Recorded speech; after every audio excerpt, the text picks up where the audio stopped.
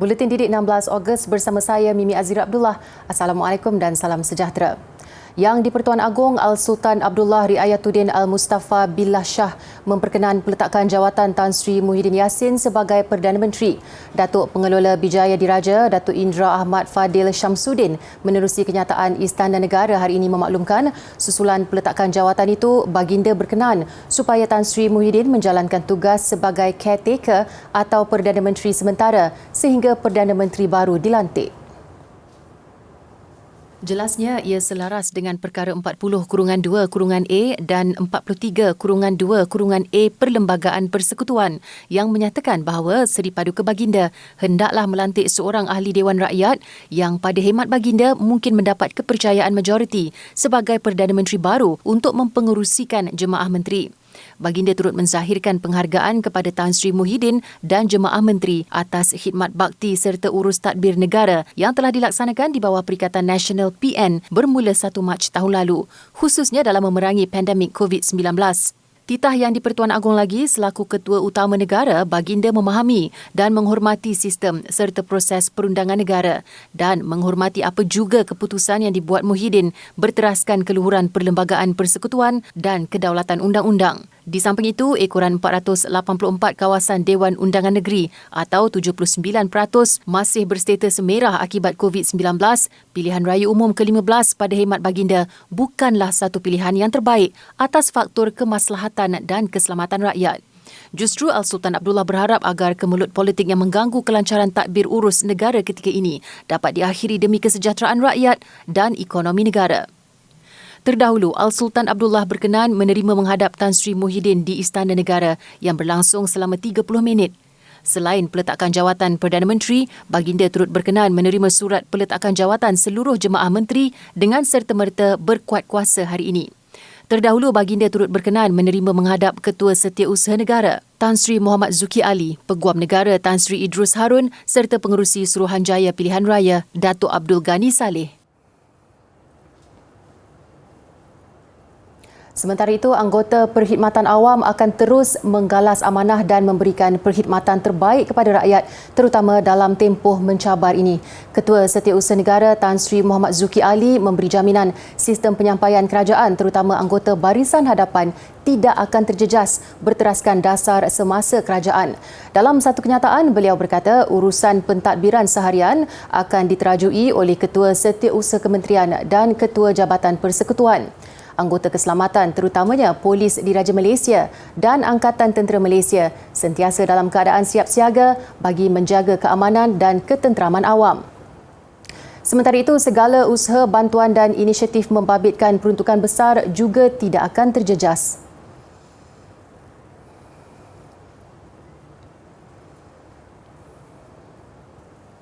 32.9% atau lebih 10.7 juta populasi negara telah melengkapkan 2 dos suntikan vaksin COVID-19 setakat semalam.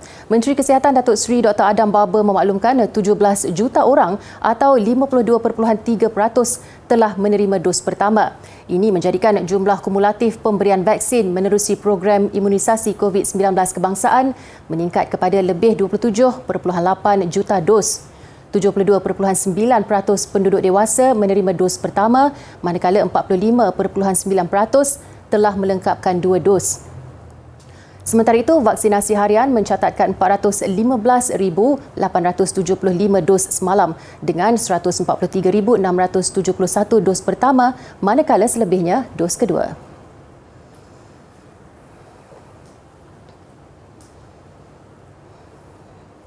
Baiklah, 7 sekolah di Kelantan menerima manfaat hasil sumbangan 914 peranti kepada pelajar kurang berkemampuan. Sumbangan oleh Yayasan Petronas itu dalam usaha membantu pelajar mengikuti pengajaran dan pembelajaran di rumah PDPR menerusi program Cerdik. Pengurus Besar Petronas Pantai Timur, Cik Ahmad Tarmizi Abdul Rahman berkata, selain peranti, setiap pelajar turut mendapat kemudahan data internet, penyelenggaraan peralatan, jaminan dan sokongan teknikal selama 3 tahun sesi akademik. Sumbangan itu diharap dapat membantu mengatasi jurang digital dalam kalangan rakyat melalui penyediaan akses yang lebih baik.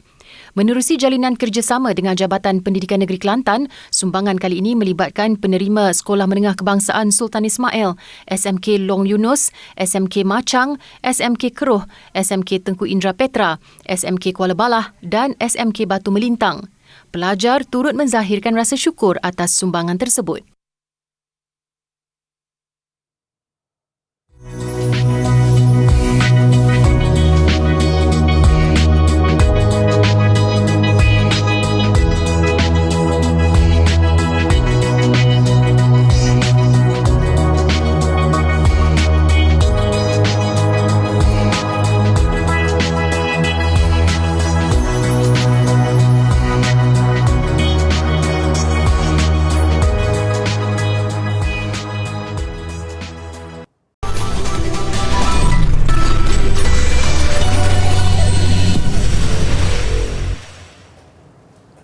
Bertemu kembali. Susulan pelaksanaan Perintah Kawalan Pergerakan diperketatkan PKPD di Kampung Menteri dekat Kuala Sepetang, Perak, sekumpulan pemuda yang tidak dapat turun ke laut untuk menangkap ikan mengambil keputusan menjadi sukarelawan. Tumpuan mereka bagi memastikan keperluan setiap isi rumah di kampung itu mencukupi sepanjang tempoh PKPD.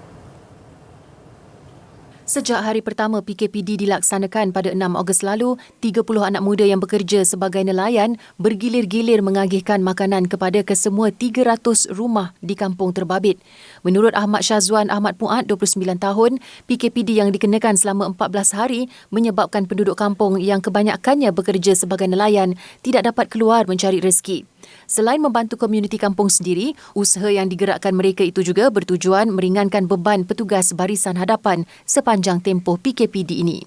Kalau kita orang luar ni takut tak tahulah satu rumah tu 2-3 family ada dalam. Jadi kita orang kampung sini kita dah tahu dah rumah ni ada 2, ada 3, ada 4 kan kita tahu. Kan supaya tak terlepas pandang lah. Tambahnya, antara tugas harian kumpulan belia ini ialah mengagihkan bungkusan makanan kepada setiap rumah dengan mematuhi SOP ditetapkan. Bagi memastikan tiada perhubungan fizikal ketika bantuan diedarkan, bungkusan makanan atau kotak sumbangan diletakkan di perkarangan rumah penduduk. Sejak hari pertama PKPD dilaksanakan, sumbangan daripada pihak luar tidak putus-putus diterima mereka. Mulanya sekadar menghabiskan waktu yang terluang ketika PKP. Namun siapa sangka aktiviti itu membawa kepada minat sehingga ingin menjadikannya sebagai satu kerjaya. Di usia muda, seorang remaja berjaya menghasilkan sehingga lebih 10 buah lagu. Mula mencipta lagu pada tahun lalu, kini Muhammad Daniel Haikal Azrul Effendi telah mencipta 12 buah lagu. Lebih membanggakan, pelajar Sekolah Menengah Kebangsaan Sarjana Impian Kajang ini juga pernah mencipta lagu untuk penyanyi dari negara luar, antaranya Filipina dan Amerika Syarikat. Kerjasama itu tercetus antara rakan-rakan dalam industri yang dikenali melalui alam maya. Saya mula minat buat lagu ni masa tu saya baru dapat laptop baru. So saya nak cuba buat benda-benda baru lah kan. So masa tu saya jumpa seorang kawan ni yang ada pandai buat lagu. So saya dengar lagu-lagu dia, saya jadi minat lah. So saya mula macam tanya-tanya dia. So masa tu saya mula nak buat lagu, nak mula download semua. So masa tu saya macam mula explore sampai ke saya mula minat nak buat lagu, sampai betul-betul minat nak buat lagu. Terbaru, remaja berusia 15 tahun ini menghasilkan sebuah lagu bertemakan kemerdekaan bertajuk Tak Gitu Malaysia. Lebih manis, ia dicipta bersama ayahnya Azrul Effendi Sobri selaku penulis lirik dan penyanyi. Lagu berentak reggae ini mengetengahkan mesej perpaduan dalam kalangan rakyat dan menolak perbalahan antara kaum. Pada asalnya, ayah saya yang nak buat lagu, dia nak cuba nak nyanyi untuk dalam lagu saya. And masa tu bila saya dengar suara dia, saya rasa yang paling kena sekali ada rentak reggae. And sebab saya rasa reggae pun sesuai untuk semua peringkat umur, tak kisahlah budak kecil ke, orang besar ke, semua boleh layan lagu reggae. And lagu ni adalah untuk merdeka, so saya masuk soalan dengan reggae. Minatnya itu mendapat sokongan penuh keluarga dan guru serta rakan-rakan. Walaupun sibuk menghasilkan satu lagu seminggu sebagai sasaran, pelajarannya sentiasa diutamakan. Tapi nak buat muzik, saya kena cari masa, macam masa free kalau tak belajar, baru saya akan buat muzik. Sebab belajar tu penting, dan saya lebihkan belajar daripada buat muzik lah. Biasanya siang-siang tu belajar sampai ke petang-petang tu, malam tu baru buat muzik. Biasa pun pagi-pagi pukul 1, 2, 3 pagi baru buat muzik lah. Harapan saya untuk dapat buat lagi banyak muzik dan bagi orang semua dengar dan gembira, happy dengan lagu saya, and saya boleh pergi lebih jauh lagi dalam bidang muzik ni untuk pergi ke next level lah. Baiklah, biarpun sambutan Hari Kemerdekaan tidak dapat dilaksanakan secara besar-besaran seperti dahulu, semangat patriotisme masih boleh ditunjukkan melalui pelbagai cara. Bagi menyemarakkan semangat cintakan tanah air, Genius Remaja di bawah Kementerian Pendidikan menganjurkan pertandingan solekan. Dibuka kepada semua remaja berusia 13 hingga 19 tahun, pertandingan berlangsung selama 5 hari. Ia menawarkan pelbagai hadiah menarik termasuk wang tunai dan barang-barang kecantikan berjenama. Penyertaan akan dihakimi oleh juri-juri yang pakar dalam bidang kecantikan mengikut kriteria ditetapkan. Tujuan pertandingan ini adalah untuk menyemaikan semangat cinta akan tanah air, khususnya di dalam kalangan remaja. Salah satu cara untuk mempamerkan semangat tersebut dengan menggunakan kaedah solekan wajah. Antara elemen solekan yang perlu ditekankan dalam pertandingan ini adalah bendera Malaysia jalur gemilang. Antara kriteria yang ditetapkan adalah 80% penilaian berdasarkan gambar dan video, iaitu pertama, pemahaman tema, kedua, kreativiti, ketiga, kekemasan dan keempat adalah gaya penampilan. Dan 20% adalah daripada jumlah like and share pada posting video TikTok dan Instagram rasmi Genius Remaja. Setakat ini, pertandingan mendapat sambutan menggalakkan sehingga lebih 30 penyertaan dari seluruh negara. Malah, pertandingan masih terbuka sehingga 18 Ogos ini. Saya mengambil peluang yang ada ni untuk saya mengasah bakat saya dalam pertandingan makeup ni. Pertandingan ni free sahaja, jadi saya mengambil peluang yang ada ni untuk saya masuk dalam pertandingan ni. Selain itu, pertandingan ini amatlah bermanfaat kepada semua remaja, khususnya untuk diri saya. Yelah dulu sebelum pandemik kita boleh sambut Hari Merdeka di dataran. Tetapi buat masa sekarang ni, dengan pertandingan ini saya dapat menyemarakkan lagi semangat saya untuk melukis bertemakan merdeka dekat muka saya sendiri. COVID-19 yang melanda negara kita itu tidak akan menghalang untuk kita berkarya dan menonjolkan bakat yang ada pada diri. Jadi pertandingan ini dapat memberikan orang ramai membuka mata bahawa kita perlu meraihkan kemerdekaan walaupun di rumah je. Seterusnya, masjid pula bukan sahaja sebagai tempat ibadah, malah turut menjadi medium bagi menaikkan semangat patriotik. Ini dibuktikan oleh Jawatan Kuasa Masjid Jami' Jalil Hassan Pasir Gudang Johor yang mengambil inisiatif memasang jalur gemilang bagi memeriahkan lagi sambutan Bulan Kebangsaan. Pengerusi masjid Abdul Hamid Husin berkata, kerja memasang jalur gemilang itu dilakukan sendiri oleh ahli jawatan kuasanya sejak beberapa hari lalu dan akan dikibarkan sehingga sambutan Hari Malaysia pada 16 September. Ujar beliau, meskipun negara berdepan pandemik COVID-19, semangat untuk meraihkan hari istimewa itu tidak pernah luntur. Saya rasa mungkin daripada awal bulan ni, jadi seterusnya sampai akhir menyambut ke 16 hari bulan September akan datang tu lah. Jadi kita akan cuba untuk sedaya upaya untuk menghiasi masjid kita untuk memperingati kemerdekaan dan kedaulatan negara kita sendirilah. Gitu. Tapi kalau tak kita yang buat, siapa yang nak buat? Kemeriahan masjid ni dah beberapa tahun lah kita pernah masuk laman indah untuk negeri Johor dan seluruh Malaysia pun kita pernah masuk untuk keceriaan hari kemerdekaan lah. Jadi pada tahun ini mungkin tak ada pertandingan, jadi kita masang untuk ceriakan masjid saja. So, benda ni saya pasang dalam masa 2 hari, semalam dengan hari ini. Lebih mengagumkan, jalur gemilang yang dipasang di masjid berkenaan turut disumbangkan penduduk setempat. Pihak pengurusan masjid juga merancang untuk mengadakan majlis doa selamat agar negara bebas daripada wabak COVID-19.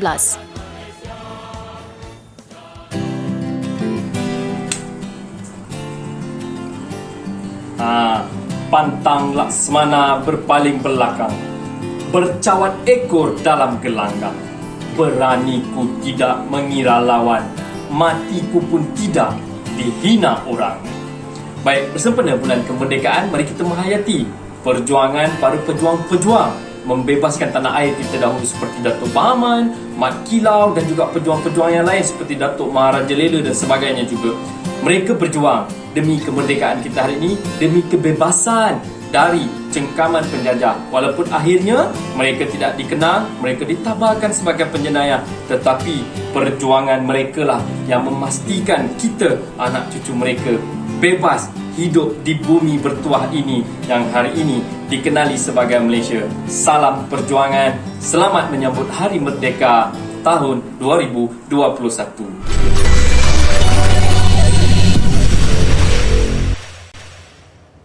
Bersua kembali, rancangan TV popular Running Man kini jadi program hiburan Korea paling lama bersiaran. Dalam siaran semalam, pengarah penerbitannya mengesahkan dengan bersiarannya episod 564 itu, Running Man berjaya mengatasi rekod yang dipegang rancangan Infinite Challenge sebelum ini. Menampilkan 7 selebriti ketika ini, ia mula bersiaran pada 2010. Program itu menjadi popular di seluruh Asia selain menjadi pilihan penonton secara online dan diterjemah ke pelbagai bahasa termasuk bahasa Melayu, Inggeris, Perancis, Rusia dan Arab. Meskipun Infinite Challenge bersiaran lebih lama mengikut tahun iaitu 2005 hingga 2018, banyak episod program itu tidak dapat disiarkan berikutan pelbagai isu termasuk tunjuk perasaan pekerja.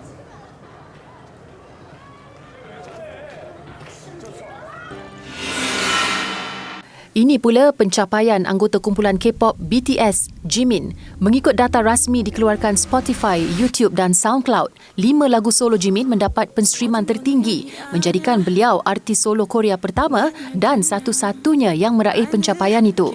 Dengan penstriman tertinggi di Spotify melebihi 577 juta, secara keseluruhannya lagu-lagu nyanyian Jimin merekodkan lebih 1 bilion stream di ketiga-tiga platform. 5 lagu solo tersebut termasuklah Promise, Serendipity dan Filter.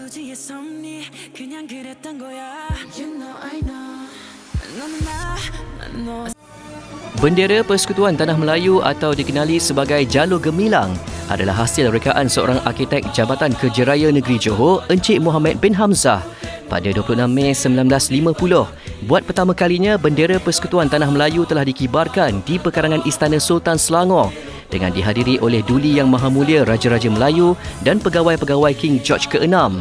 Bendera Persekutuan Tanah Melayu telah dinaikkan dan berkibar secara rasmi pada 31 Ogos 1957 di Padang Kelab Selangor seiring dengan berkumandangnya lagu Negaraku yang buat kali pertama diperdengarkan kepada umum. Bendera Persekutuan Tanah Melayu yang sebelum ini berjumlah 11 jalur melintang berwarna merah dan putih telah bertambah jalurnya kepada 14 jalur sebaik sahaja kemasukan Sabah, Sarawak dan Singapura dalam Persekutuan Malaysia pada 16 September 1963. Kini, 14 jalur pada Jalur Gemilang menandakan keanggotaan 13 buah negeri dan sebuah kerajaan persekutuan. Warna merah pada jalur membawa makna gagah berani, manakala warna putih pula membawa makna suci murni. Warna kuning yang digunakan pada bulan dan bintang adalah warna diraja yang melambangkan Raja-Raja Melayu. Gabungan 3 warna utama iaitu merah, putih dan biru melambangkan setiakawan Persekutuan Tanah Melayu dan United Kingdom dan penyatuan Tanah Melayu dengan negara-negara Commonwealth.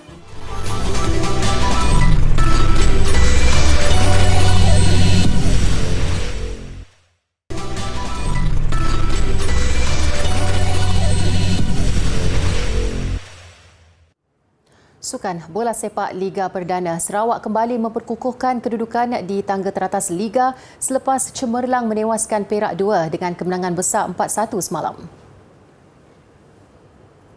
Berlangsung di Stadium Kuala Lumpur Ceras, Sarawak bagaimanapun dikejutkan dengan jaringan awal Ruizat Daud minit pertama permainan. Namun mereka tenang menghadapi tekanan dan berjaya menyamakan kedudukan pada minit ke-35 hasil jaringan Nur Syahrul Idlan Talaha. Bersambung babak kedua, Sarawak meraih gol pendahuluan selepas Syafiq Izzuddin tidak sengaja menyumbat gol ke gawang sendiri minit ke-53.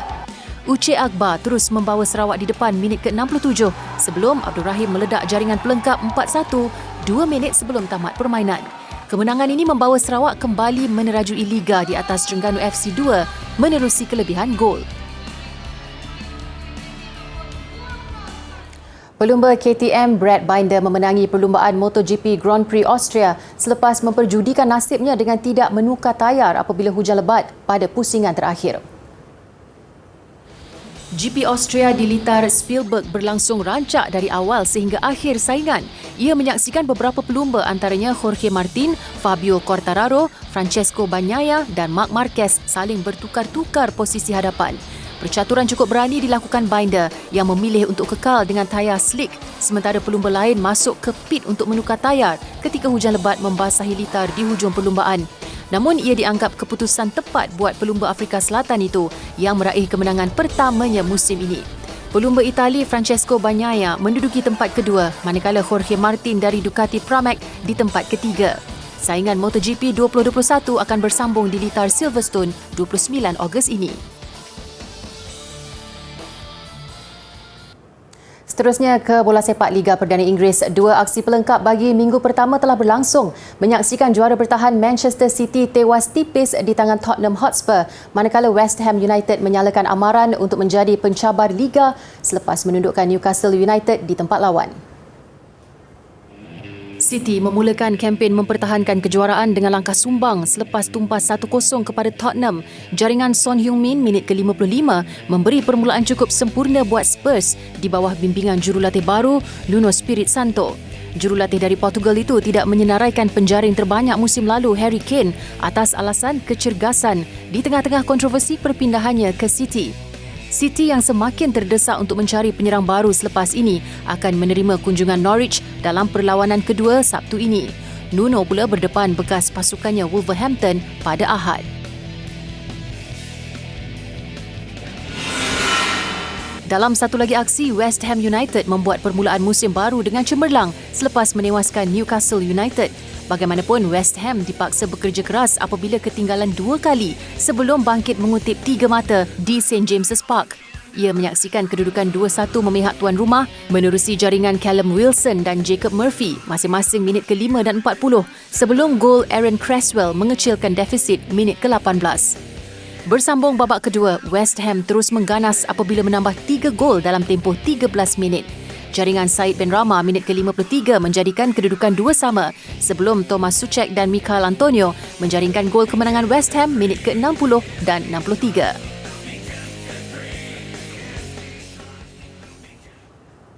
Paparan Planetarium Shanghai yang baru dibuka awal bulan ini mengakhiri buletin didik. Disifatkan sebagai yang terbesar di dunia, ia direka menyerupai sekumpulan galaksi dengan kos pembinaan $93 juta. Saya Mimi Azir Abdullah, salam hormat dan kita jumpa lagi.